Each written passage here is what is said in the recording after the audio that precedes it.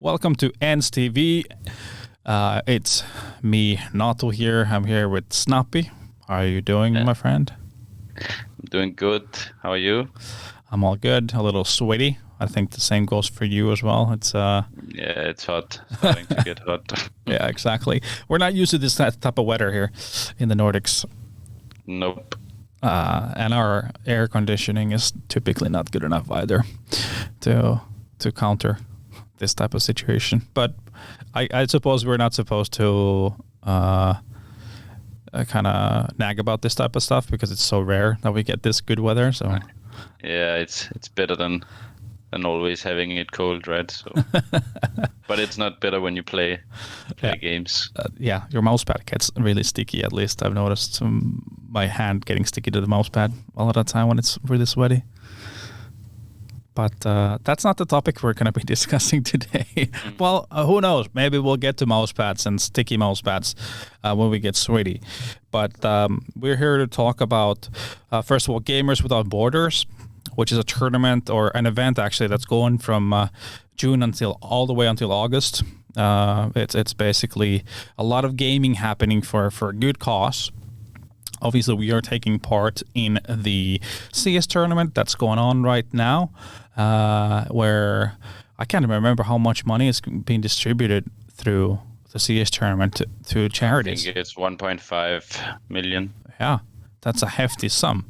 And the cost is obviously COVID-19 vaccines, which is a hot topic, obviously, to try to get back to some type of a normal again. So yeah, gamers here helping out to have as many people vaccinated as possible into those that really do need it. So it's a very, very important cause, obviously. The last, year and a half has been a bit of a different timeline, so to speak, at least. From my perspective, how's it been the last year and a half for you, by the way? I mean, it's been a bit more boring since you don't get out much, right? One of my favorite parts of playing professional CS was travel and be with your team and kind of get out of the everyday life. But since COVID, it's been kind of the same. You just play from home. Lately, we've been able to do some boot camps, but generally, it's been a bit more. Not a lot more boring, to be honest. Yeah, what's the situation like in Denmark right now? It's starting to get better. Things are opening up more and more. I think like half the people are vaccinated at this point, and hopefully everyone will be in like 3-4 months. I think everyone should be vaccinated by the end of September, as far as I understood. Yeah. So yeah, soon enough it will be done, I think. Yeah, that's for sure. And I think we are all obviously looking forward to being able to be more socially active. I think that's just a life priority. But from a Counter-Strike perspective, the cool thing is that means also that we will be able to have LAN tournaments soon. So fingers crossed that everything's going to work out in that sense. So just to mention also, we obviously got to choose the charity that we would donate our winnings of the tournament. And we have chosen UNICEF. And obviously it's a well-known charity. You can check out www.unicef.org for all the deeds, obviously. But yeah, what's your thoughts in generally speaking? Obviously, doing charities, this type of thing, being a part of, helping a greater cause, I suppose is the right way to put it. What's your view on being part of things like this? Yeah, I see it as a privilege to be able to play and help people in need. I think it's a good signal, pretty much, to send to everyone that we should try to help out wherever we can, and that's obviously also why ENCE as a org chose that we should participate in this, and we players of course support that. Yeah. I guess we can slightly touch on the actual gaming side of things. As we record this, we've just concluded the group A, was it, that we played in, right? So, you guys played against Mousesports and NIP. What was your general feeling about those games, and how were they to play? Like in terms, obviously, I'm sure like teams are not taking them like 110% as like it's a major final, but as competitor, you're always looking to, like, I think we played it the same way they did, kind of. We didn't do any prep, we didn't do any prac before, we didn't do any counter on the teams, so we just played our own game, and it was enough. And I think they kind of were the same. I do think everyone took it serious. Mousebots took 4 tactical timeouts on Ancient, and I don't think they would do that if they didn't try to win. So I think we just played pretty good. We keep playing pretty good. So for me, it's just about pretty much keeping the win streak alive at this point. Yeah, that's always a positive. And obviously, being able to play Ancient a couple of times, definitely a plus, right? Those were the first 2 times for you guys. I think that was, if I'm not mistaken, that was the first official for Mousesports on the map as well. So good proving grounds on a very new map where there's a lot to learn, right? Yeah, I think for us, it's been like we've been talking about, like, obviously we won the 7 map pool, so we can pretty much abuse the veto against certain teams. And one of the key things was that we wanted some of the weirder maps to be our strong maps, and I think we kind of succeeded. I think we won Overpass twice yesterday. Yeah. We are undefeated still on Vertigo and Ancient with Oleg. So I think people are going to have a hard time because usually people aren't that great on those maps. So we can kind of pick into people's weaknesses. Yeah. That is very, very true. I guess we could now stroll away from the tournament itself and kind of discuss more broader topics in terms of just gaming in relation to, for example, this charity that we're a part of, but also just in general, how gaming, obviously, I mean, the last year and a half, like you said, we've all been very much socially distancing, not a lot of social contacts with our friends, not going out, doing things like that. So gaming obviously is taking a lot of people's free time because it is a way for you to spend time with your friends, gaming. And I know from my past, it has definitely helped me through a lot of rough patches in my life. But what's your take? Is it what's your take on gaming as a way to kind of get away from, I guess, your daily troubles? I think it's good and bad. I think with everything in life, you need balance. But I think it is a good way to make friends. I think you can do that both on the internet in games, and I think you can do it outside. So I think it definitely is something that might be able to improve English skills, social skills, how you act. Obviously, there are certain things you can't develop, but I think I think you can gain a lot from participating in online gaming. Yeah, for sure, and especially it's a good way for. I mean, there's a lot of people out there that have social anxiety. It's nothing to be ashamed of, and I think gaming is a great platform to connect with people and to be social. And obviously have something of similar interest to other people that you can easily pick up on and talk about, obviously. So I think it's definitely a good tool to kind of help, and especially times like this, people might feel they're obviously alone in a big world when they can't really see each other, right? So it's definitely a good tool in that sense. Do you have any memories from when you were younger, or like from like where you feel like gaming definitely help you through something, or like or something that you can highlight from your youth, kind of game related in a positive way? Not really, to be honest, but that's mainly also because I started playing pretty late. I think I was like 15, 16 before I really started playing. Like, is before it that, online I barely games tried, but or in uh, general? well, then it was mainly sports or whatever. But I don't really think I had that big. Like, I don't think I had anything where gaming really helped me through it. To be honest, I mainly always did it to just enjoy and have fun. And I had a lot of fun gaming. So I'll continue doing it as long as I can. Yeah. Well, was that? Did you mean like online gaming or gaming in general? You started really late. No, like I didn't play online games until a pretty late age.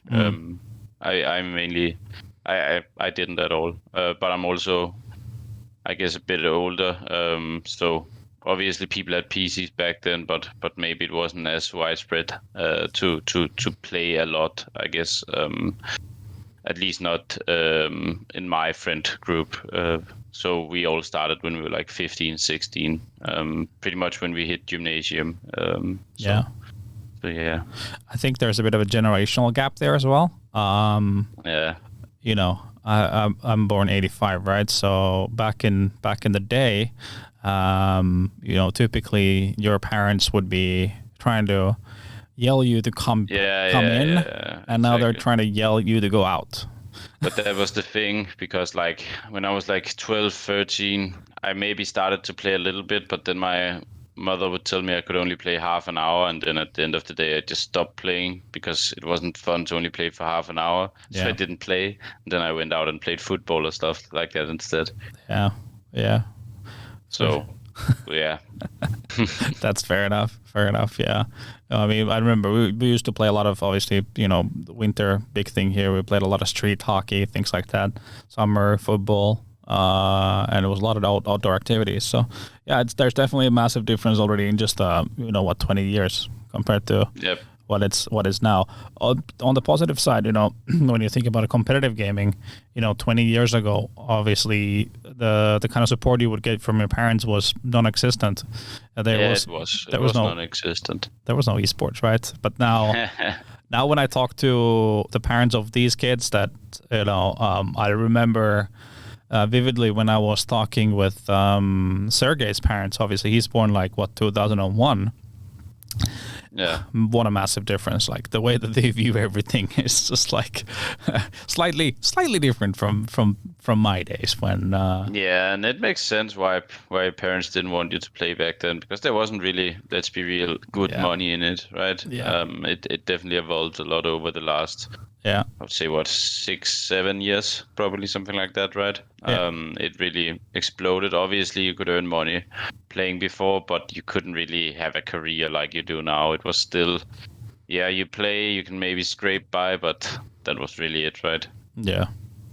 Yeah, for sure. And I think, you know, the big picture also, life is about balance, right? Also in gaming, Yeah. you know, it's always remember to go to school, do your homework, do your deeds before you go have fun, right? So those are, they are still very, very valid guidelines to live by. Yep, for sure. For sure. What do you think of in the future? If we obviously now this is just, we're gonna need like a magic 8-ball to see what the future holds, but obviously, like we just pointed out, the last 20 years has already been a massive difference. Where do you see, you know, gaming and this whole culture going into the future? This is a very. I think we will see that it's gonna move. Like, I think every team is gonna have 10 players in the future, kind of too, because I think one of the problems with these 6-7 man lineups is the fact that you can't really change one player just randomly. So I think if you really want to do like, and I think with more money and time, eventually it will probably happen. It already started to happen with academy teams where I think Mousebot signed it, and they want to run the same system and have the players in the same role, so that if they need one, they can pick one, right? And I think that's kind of how it has to be. You kind of have to have 2 players for each position if you ever want to be able to do a rotation in CS. I don't think it can work otherwise. So I think it will probably go in that direction. Probably a lot more money, a lot like this. like it's probably never, maybe who knows, never gonna reach a sport like football. But even if it gets to that, like it will probably get close to that point, at least esports in like 20, 30 years is my guess. And by then you can really have a career and earn money for generations is my guess. Yeah, and I think one of the things that from an esports perspective will definitely also improve and kind of become bigger is the whole academy system, teams having junior programs and trying to, because obviously player transfers are only going to get more expensive as time goes by, right? As everything gets bigger. So similar to football, to hockey, to any other sport, you're going to try to make your own future superstar, right? So I think that's where there's going to be a lot of emphasis in the future as the ecosystem grows and there's more money coming in. So there's resources to create that kind of a structure behind teams. Yeah, we've already seen a couple that have invested quite a bit on it, and I think it makes a lot of sense. And IP is a great example as a team that's actually been utilizing those players too, right? Yeah, for sure. So.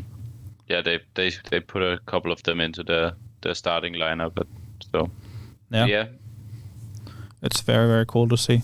I guess as we're talking about young up and coming talents, one of the things we could discuss is kind of from a gaming perspective. What are the things, like I have my views, but I would like to hear yours as about gaming and especially like a competitive gaming.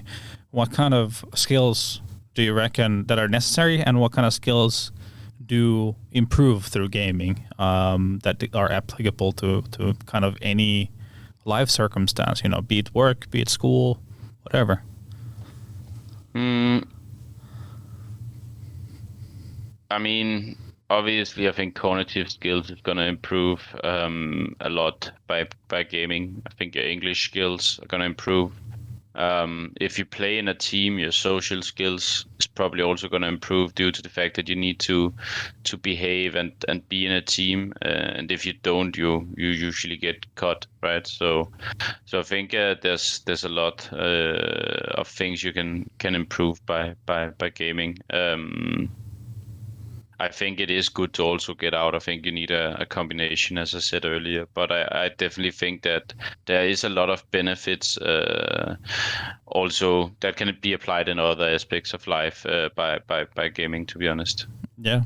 No, from my perspective, I've kind of felt like, being in a team environment in Counter-Strike doesn't really make a difference from being doing group work in school or working as a group at your job, right? I think if anything, you're more invested, at least like it's people want to win much more. Like when I was in study groups or when I was at work, most of the stuff I did was mainly individual stuff. Like I would do my like basically all the stuff I did would be on my own. Obviously, I would have a bit of group work or meetings at work, but it would mainly be about the results that I produced myself. So I think basically the social part of it and working within a group where you are really dependent on your teammates at all times. You cannot work without your teammates. Really teaches you how to get the most out of people, in the sense that you need to be able to critique without doing it in a way where people lose confidence and people don't listen to you. So you learn a lot of tools and ways to get your point across in the best possible ways without ruining other things. Because if you can like completely, you can say stuff to a guy which can be very harsh, and then you get your point across, but you ruin some other stuff. You ruin that he suddenly doesn't. He's suddenly too scared to take chances in other aspects of the game and stuff like this. So I think there is a lot of practicing about how you talk and communicate with your teammates in general. Yeah, for sure. When you add on top of it the fact that everyone in a team coming from different social background, they're just different people altogether. In your example, as your team, different cultures as well, right? So there's a lot of the little variables in play for sure to make everything work as a unit. So that is a very, very solid point to make. What do you feel? Obviously, you've done your share of going to school, right? You have a business degree. What's your kind of how do you look at it from a gaming perspective? What are the kind of tools you feel like you've gotten out of your studies in relation to gaming?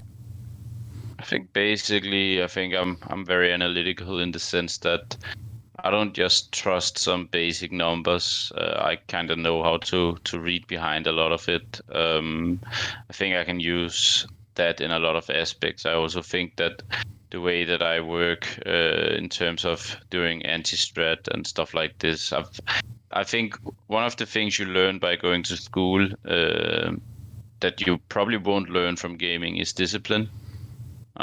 Because you kind of have to do certain things that are super boring in order to finish it. And with gaming, that's one of the areas where you probably, like, I think a lot of players skip the boring stuff, like watching a demo, doing the necessary stuff sometimes because it's boring. And I think that's one of the main things that it teaches me. But you can learn that through other places. Like when I was younger, I did taekwondo like from 6 to 10, 11.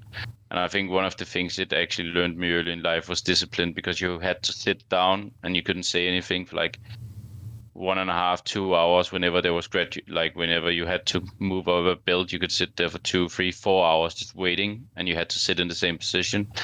And it was super boring, and for a kid it maybe isn't the best, but at the same time it teaches you discipline, and it teaches you how to behave.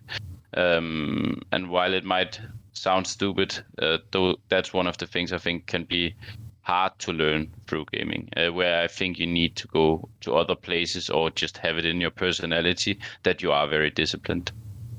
Yeah, for sure. I mean, the best of the best in every sport do a lot of extra work. Yeah, a lot of extra work that is never seen. Yeah, exactly. Like you only see the fruit of all the work on the highlight reels, because they are willing to do the work. And that's just the way it is. But nothing comes for free. That's for sure. It takes a lot of work to be amongst the best. 100%. Let's quickly talk about also, obviously, we kind of touched on how the pandemic has been affecting our lives and everything, but specifically from an esports perspective, I suppose, a lot of people will look at the situation in the last year and a half and feel like esports has been a winner in the sense that we've been able to operate. A lot of the traditional sports had a big hefty pause. The Euros, for example, had to be postponed for a year, things like that. And a lot of the leagues were on a hiatus for a little while. But esports has been going. It's actually been going ham, if I'm going to be honest with you. Like, from my perspective, there's been so many tournaments that they kind of all almost blend together. I would imagine that's kind of, we have similar thoughts here.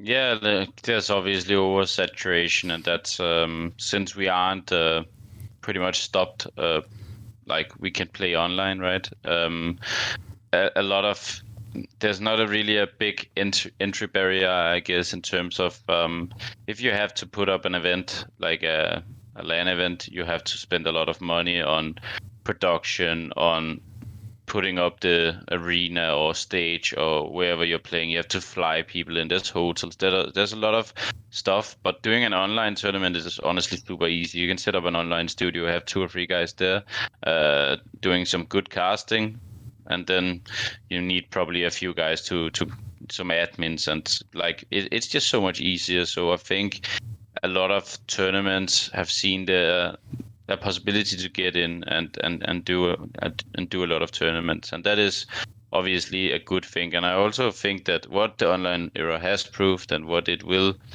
like, I do think the gap between the top and the bottom in CS has for a long time been a lot closer than people think. But obviously since CS is created the way it is with the invite system. Let's say you qualify through Open, then close qualify, and then in the first match you meet Prime Astralis on LAN. That's usually how it would go, right? Yeah. So it's also hard to actually prove that team might be better than half the teams at the tournament. They were just maybe not better than Astralis, right? Yeah. So I think, I think the online, it's of course there has been oversaturation, and I agree with you. It is boring to watch the same matches. So I'm really looking forward to getting back at LAN. But I also hope that the online era has taught us that the best teams are not invincible, and trust me, they won't be on LAN either. It's funny, like the example you just set there with facing Astralis after qualifying is, I remember 2018, the first time that ENCE lineup got into a big international tournament. It was the ESL1 Cologne. Yeah. First team we played Astralis. yeah, that's the thing, right? So it's also hard to get out of that. Like, it's hard to get into that circuit because usually at this point it's usually partner teams that are playing, and if it's not you can kind of see how long you have to perform bad in order to go out of an invite circuit. When you look at FaZe and Fnatic, for example, whereas they produced absolutely zero results, and somehow FaZe are still invited, I think, for Cologne. That kind of proves the point that, like, you really, really, really have to be very poor in order to go out of that system. Yeah. Guess we could touch on quickly, since you meant, wanted to get back on LAN. What do you think? Is there going to be a big difference, or like I guess, Gambit has been dominating, this year, for example. They barely ever lose. The discussion last year also was around Big. They made this massive stride in 2020, and they were like, with Vitality, one of the best teams basically throughout the year. How do you feel like, is there going to be a big shift in terms of like the think teams? Most of the teams that are on top will still stay there. But I do also think there's a few of them where I believe they will drop off, and that's mainly because their previous, like, the players basically didn't perform on LAN like they do online, and in that case they probably will have a slight drop off. But for the majority, I think it's going to be mostly the same. Obviously some teams are going to come up, but it's been like that for 1.5 years, right? It's been new teams constantly. Now Gambit has kind of solidified themselves, I guess, but there hasn't really been a clear number one until Gambit came, I guess. It's been everyone at different times, I guess. Yeah.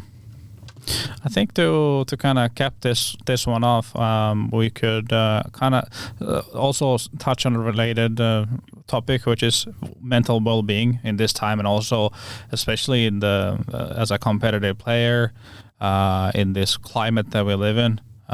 What's your take on like the strain that comes with all the games going, all the tournaments all the time? There's hardly any breaks.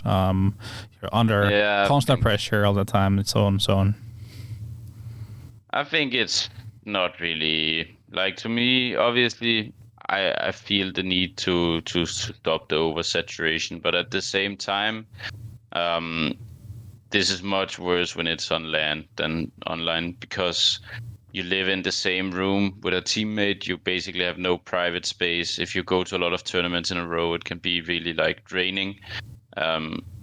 The online era is more like, I don't think the online era is gonna, like, from my perspective, I think the main issue with the online era is basically the isolation and the fact that you are so much at home and you don't get out and you see other people. I don't really think it's the fact that there's a lot of games going on. I think it's other factors that burned you out online. Whereas when LAN tournaments start, it can be more like, I guess, stress related due to the fact that you don't have a lot of private space. You have a lot of travel days. You don't see your family a lot. I do think the online era can be even more stressful, but I think it's in different ways, and I think it's mainly because of the fact that you're just at home. Yeah. So basically outside factors, not related to gaming. Yeah, I think it's different factors at least. Yeah, for sure. I mean, well, think of back in the day when it used to be a thing to have a gaming house and teams living together. Like that always sounded like an insane idea to me back then, and it still sounds like an insane idea. Yeah, I think it's so terrible. I do think an office space is good if everyone lives in the same area. You can go. I actually really like that. Basically, if you have 5 guys in the same city, I would really enjoy to have two or three office days a week and then 2 days at home or something like that. So you kind of have a normal working week, and I think, well, it seems like this is going to be the standard in more like in general offices as well now after COVID, where they see that, at least in Denmark, that have 3 days at the office and 2 days at home is fine. It seems like it's going to be a more normal thing nowadays, and I would have enjoyed if that was possible, but obviously with 5 different nationalities, it's kind of hard. Yeah, well, I mean, well, unless you guys decide to move here, I mean, you're more than welcome to. I love my Copenhagen. I'm not gonna have him. Yeah, that's fair enough. I like Copenhagen too. It's a nice place to visit. It's not a nice. Nothing against Helsinki. I just love Copenhagen. So. That's fair enough. It is. Are you born in Copenhagen? Yeah, like I think you say. Yeah, I am like 15 kilometers from the center. Yeah. So I get it's called. Stork, basically big Copenhagen, like the areas outside is called something. So yeah, I guess you could say so. Not in the city center, but yeah, capital city area. Yeah, that would be the right way to put it, I guess. True. Okay, I couldn't find the right way. Well, happy to help. Okay, I think we're gonna cap this up here. A good discussion, Marco. Thank you for. You too. Thank you for your time. And obviously, for everyone, there's going to be games coming up this weekend in the Gamers Without Borders tournament. We have made our way to the playoffs. I can't remember which teams are in the other group. I remember there's FaZe. FaZe, Dignitas, Furia, and someone. A 4th team that shall not be named. Big. Oh, big. Okay, cool. So there should be some pretty banging games coming up on Saturday. So yep, for sure. Make sure to tune in and watch some Counter-Strike for a good cause, as we are trying to help here to get COVID vaccinations to as many people as possible out there. Basically, cool. Yeah. Alrighty. Thank you. We're going to cap this off here. And thank you, Marco, again. And thank you, viewer, for watching. And don't forget to subscribe and watch other cool content. Thank you. Thanks for having me. Bye.